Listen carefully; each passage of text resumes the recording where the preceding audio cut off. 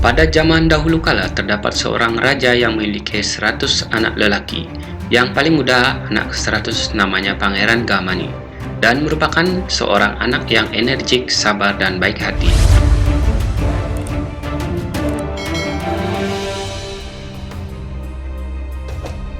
Semua pangeran kemudian dikirim untuk berguru pada berbagai guru.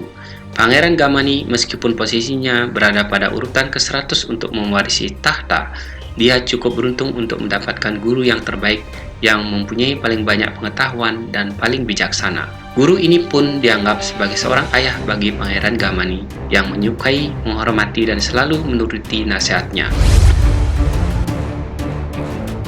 Pada waktu itu, sudah tradisi untuk mengirimkan seorang pangeran yang terpelajar ke provinsi-provinsi yang berbeda. Di sana, dia ditugaskan untuk membantu rakyat dan menjayakan negaranya. Saat Pangeran Gamani sudah cukup tua untuk menjalankan misinya, dia mengunjungi gurunya untuk meminta nasihat provinsi mana yang sebaiknya dia pilih. Guru mengatakan, jangan pilih provinsi apapun. Sebaiknya kamu beritahukan kepada ayahmu sang raja bahwa dia mengirimkan kamu, putra ke-100-nya, keluar. Maka dia akan ada lagi putranya yang tersisa di ibu kotanya. Pangeran Gamani menuruti gurunya. Dia kemudian menyenangkan hati ayahnya dengan kebaikan hati dan kesetiaannya. Tetapi sang pangeran menemui gurunya lagi dan bertanya, bagaimana bisa saya melayani ayah dan para rakyat jika saya tinggal di ibu kota ini? Tetapi pangeran menemui gurunya lagi dan bertanya, bagaimana bisa saya melayani ayah dan para rakyat jika saya tinggal di ibu kota ini? Sang guru yang bijaksana mengatakan, mintalah izin pada sang raja agar kamu bisa pergi mengumpulkan pajak dan menyebarkan manfaatnya kepada rakyat. Jika beliau setuju, maka jalankanlah tugasmu dengan jujur dan adil, serta semangat dan hati yang tulus. Lalu sang pangeran pun mengikuti nasihat gurunya. Karena percaya pada putra ke-100-nya, sang raja dengan senang hati memberikan tugas ini kepadanya.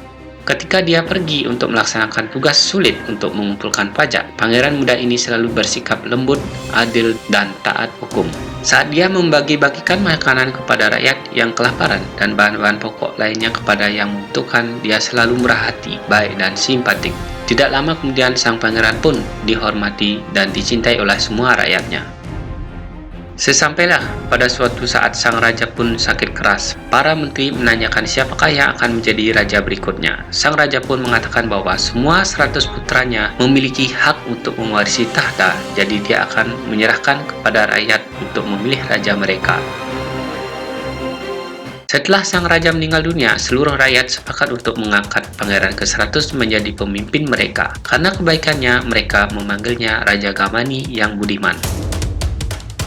Ketika 99 orang saudaranya mendengar apa yang terjadi, mereka pun merasa dilecehkan.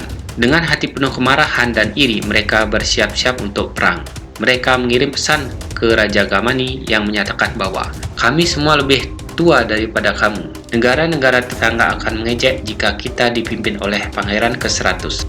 Kamu punya dua pilihan, serahkan kerajaan atau kami akan ambil paksa dengan perang. Setelah dia menerima pesan ini, Raja Gamani pun membawanya menjumpai sang guru tua yang bijaksana dan meminta nasihat. Untungnya, kebetulan guru yang terhormat ini adalah kehidupan lampau Bodhisatta. Dia mengatakan, beritahu mereka bahwa kamu menolak berperang melawan saudara-saudaramu. Beritahu mereka bahwa kamu akan membagi-bagikan kekayaan sang raja menjadi 100 bagian. Kemudian, kirimkanlah masing-masing bagian mereka. Sekali lagi, Raja Gamani menuruti gurunya. Sementara 99 pangeran lainnya sudah mengepung ibu kota dengan 99 pasukan kecil mereka. Ketika mereka menerima pesan sang raja serta bagian harta dari keuangan kerajaan, mereka pun berunding. Mereka memutuskan bahwa setiap bagian harta harganya terlalu kecil sehingga tidak akan diterima. Tetapi kemudian mereka sadar jika mereka melawan Raja Gamani dan kemudian dengan satu sama lain, kerajaan juga akan terbagi-bagi menjadi bagian-bagian yang sama kecilnya, seperti harta yang dibagi-bagi. Setiap pecahan kerajaan akan terlalu lemah dan kecil untuk bertahan melawan kerajaan musuh. Jadi akhirnya mereka mengirim kembali bagian harta kerajaan mereka dan menerima Raja Gamani sebagai pemimpin kerajaan. Sang raja pun merasa senang dan mengundang semua saudaranya ke istana dan merayakan kedamaian dan kesatuan kerajaan.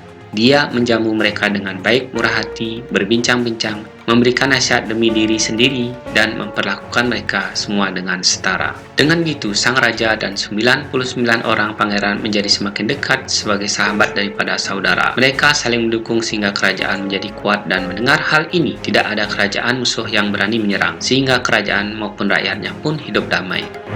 Setelah beberapa bulan, semua 99 orang saudara sang raja kembali ke provinsi masing-masing. Raja Gamani yang budiman kemudian mengundang guru tuanya yang bijaksana tinggal di istana. Dia juga memberikan kekayaan serta hadiah-hadiah yang luar biasa serta menyelenggarakan perayaan untuk menghormati gurunya. Dia berkata, "Saya yang merupakan pangeran ke-100 di antara 100 orang pangeran semuanya berkompeten, bisa mencapai kesuksesan berkat nasihat bijak dari guru yang murah hati dan berpengertian ini.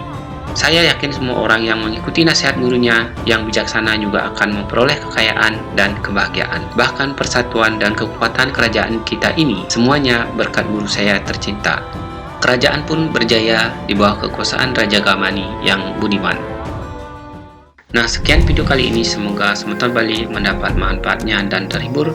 Om Santi Santi Santi Om.